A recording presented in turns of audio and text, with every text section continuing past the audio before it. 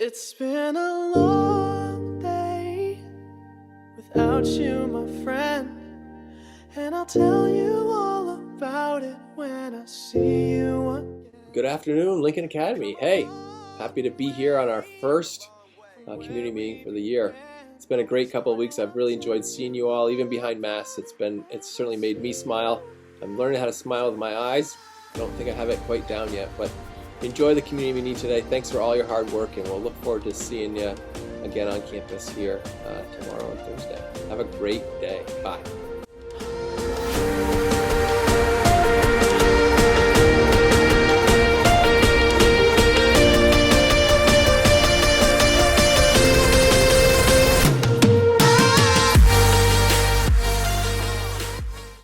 Hi, I'm Filip, and I'm the student body president for this school year.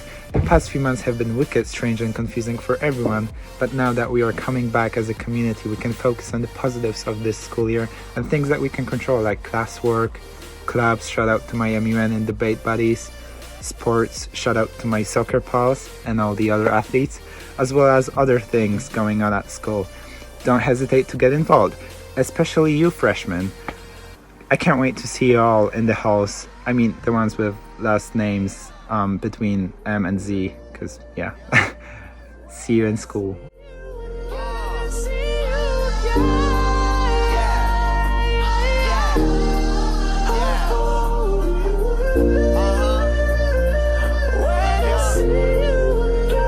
It's been a long day without you, my friend.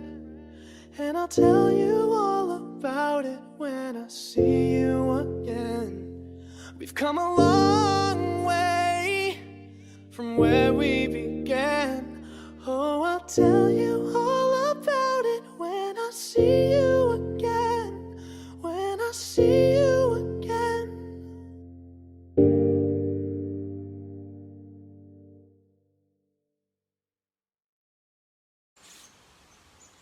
Hi everybody. So this is the 219th time that Lincoln Academy has opened for school in the first week of September. And I gotta say, this school year has to be in the top 3 of the most wacky. I don't even know what the other 2 are, but I feel pretty comfortable saying that. You know, when Mr. Burroughs asked us last spring about how to start thinking about how we could reopen safely in the fall, we still had students living in the dorm. But nonetheless, we started to do deep dives into the research of a range of different models and best practices, and we met as teams regularly throughout the spring and summer with the goal of being able to open up in such a way that let us do what we do best as well as we can for as long as possible. And we did a lot of work that we knew we weren't going to use in the end, knowing that it would help us still make the best decisions as we proceed and be flexible to adapt to what we learn. Ambiguity is not a good strategy, but adaptability is. And that's what we're trying to do here. We already have COVID-19 in our community, and many of us have people who are high risk in our immediate families, and some of us are vulnerable ourselves. You know, and everyone can relate to the intense emotions that have been generated by this shared experience, but we can't make medical judgments through an emotional lens. We have to build on what we know and what we're actively learning, and we have to try to do the greatest amount of good for the greatest number of people. So that's why we have a layered approach to defending our community. Daily health screenings, distancing, ventilation, hand sanitization, and the use of face coverings. These are all like layers of Swiss cheese. You see, the holes in the Swiss cheese are like holes in our defenses. But if we stack different slices on top of one another in ways that are offset, it gets a lot harder to get through. So you know what we know about COVID? We know it's in your spit.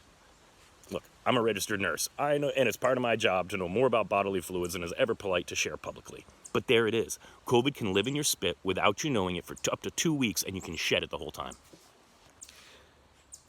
Now, I'm not saying that Lincoln Academy students walk around spitting on the floors, okay? But when my $2 Rennie's reading glasses get dirty, I do this. Okay? Well, that's spit too. You see, the air out here is probably 55 degrees Fahrenheit, maybe 50, 60% humidity. But the air in here in your lungs is 98.6 degrees Fahrenheit and 100% humidity. It only has a couple of inches to make that transition. But what it does do is guarantee that what we breathe out is laden with moisture that consists of our spit. You've seen people talk on a cold day. You've seen people sing underneath a spotlight. That's why we should wear a mask. Dude, keep your spit to yourself. So let's work with this Swiss cheese concept and how it applies to masks as well, or face coverings. I mean, this covers my face, right? Okay, it won't let mosquitoes or no-see-ums in, but it's gonna let respiratory particles aerosolize pretty easily. I mean, I could try a buff, but the problem with a buff, here's the thing, with a buff, it's a single layer. I can still blow out a candle. Okay, maybe if it was doubled over, but boy, that gets pretty uncomfortable, I would think. I mean, this is one of my favorites. It's really comfortable in the wintertime, okay? And I try to argue that my beard, right there, becomes a pre-filter. See? It works great, but that's gonna be too hot for somebody like me. But then we can move on to reusable 2-ply masks, one that even have a little bend in the top there to go around your nose. These are great. I think this one brings out my eyes. There are medical grade ones, many layers to them, tiny little holes, and this one is the medical provider N95. 95% are blocked.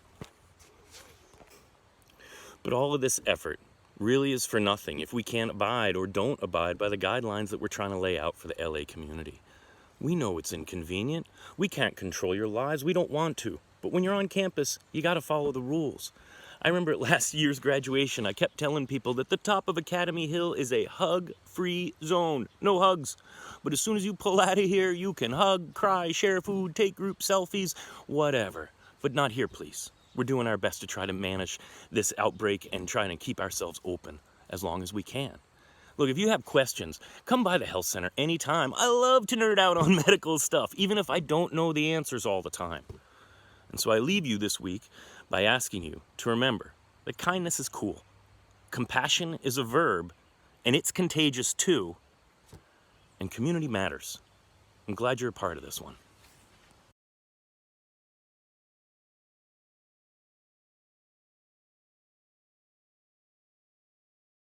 I can't imagine where we'd be this fall without Miss Duffy and Miss Cheney and all their work they did this summer. Congratulations and thank you so much for all that you did for us and for Lincoln.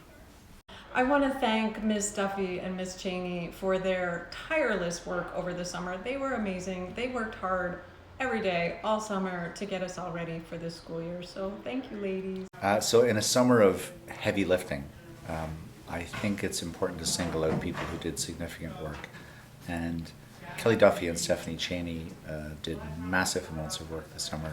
We're all deeply indebted to them, and I personally thank them for their great help to the school. This year, we're all learning how to do school in a totally different way, and none of us could have done it without Miss Duffy and Miss Cheney. Thanks so much for everything you did for us. Thank you so much, Miss Duffy, for adapting to a really tough situation. Your hard work has made this really a lot easier for all of us. I appreciate it. Thank you, Miss Cheney, for your patience with all of us and your ability to communicate so well. We all appreciate you.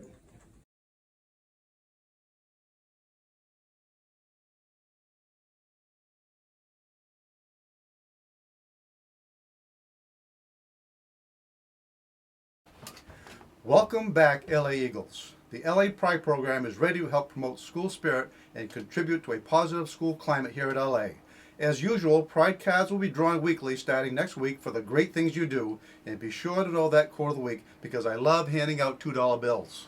Congrats to Will Ferrell for winning the first $2 bill for this year. That's right, a ship is safe in harbor, but that's not what ships are for. Heads up, as Homecoming Week will begin September 28th, and we will be earning our first Faculty Shield points for the first trimester. Reminder, Homecoming Week competition is one of your 3 major Faculty Shield events of the year, first place being worth 800 points. As always, there will be 2 mini spirit flags hidden daily somewhere on campus. Black ones worth 50, white ones 100. Trivia questions on virtual community meeting will all be worth Homecoming points, so tune in at 12:15 to answer questions. Stay tuned for more details on Homecoming Week 2020.